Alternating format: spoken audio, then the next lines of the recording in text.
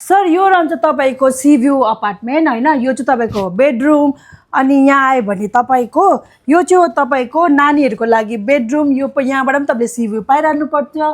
अनि यतापट्टि आयो भने यहाँ सानो रुम छ यहाँ चाहिँ तपाईले किच रुम पनि बनाउन सक्नुहुन्छ नभए तपाईको मेड छ भने मेड रुम पनि हो यो अनि यसरी नै हामी यतापट्टि आयो भने यो चाहिँ छ तपाईको पाउडर रुम हैन सर अनि यो चाहिँ छ तपाईको डाइनिङ टेबल तपाईको ओपन किचन हो यो अनि यो चाहिँ छ फुल्ली अब स्पेशियस लिभिङ हल अनि यसमा पनि तपाईले सी भ्यू पाउनुहुन्छ सर अन्त यो रहन्छ तपाईको ओपन किचन हैन यसमा तपाईको डाइनिङ हल भइहाल्यो